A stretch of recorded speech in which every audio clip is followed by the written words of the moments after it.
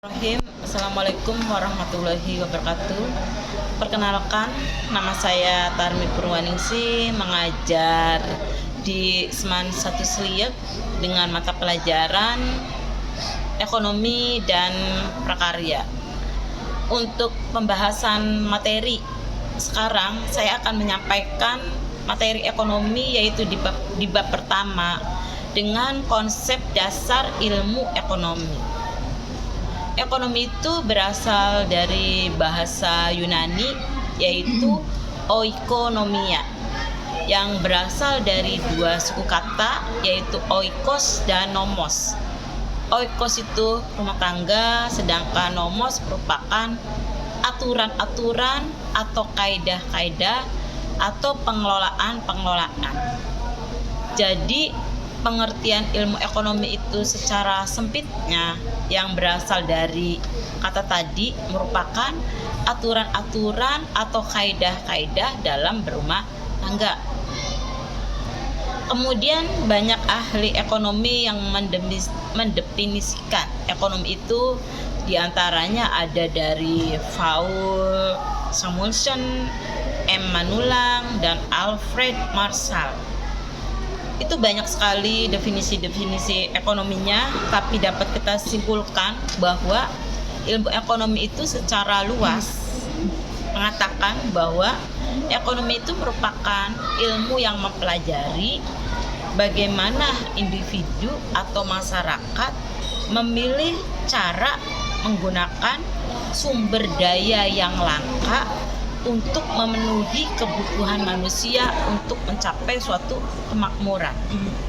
Jadi di sini saya jelaskan, ekonomi itu merupakan bagaimana caranya orang berusaha untuk memenuhi kebutuhan manusia, dengan cara bagaimana manusia itu berusaha agar kebutuhan ekonominya bisa terpenuhi.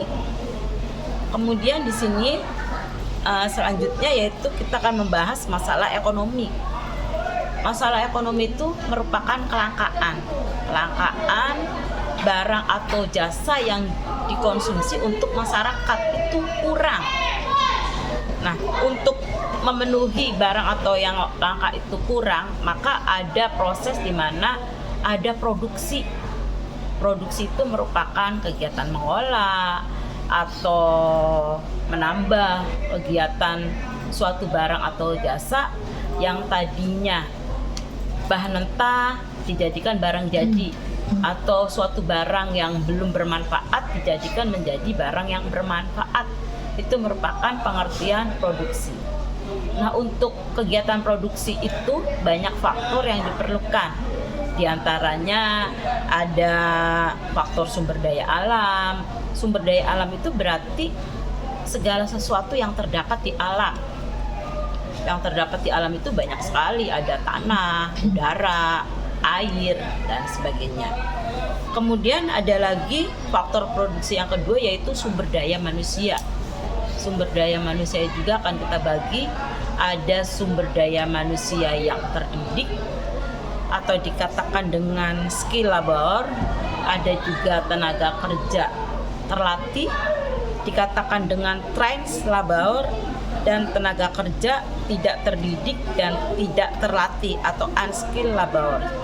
Untuk tenaga kerja terdidik artinya untuk melakukan pekerjaan tersebut orang itu harus punya pendidikan. Ada pendidikan khusus yang diperlukan untuk melakukan pekerjaan itu. Kemudian ada lagi tenaga kerja terlatih. Tenaga kerja terlatih berarti tenaga kerja itu harus ada latihan. Contohnya kalau misalnya di bidang produksi, bagaimana membuat suatu barang tersebut, memproduksi barangnya, berarti harus perlu latihan. Kemudian ada lagi tenaga kerja tidak terdidik dan tidak terlatih. Demikian pembelajaran materi saya di bab pertama. Mohon maaf bila ada yang kurang. Saya akhiri. Wassalamualaikum warahmatullahi wabarakatuh.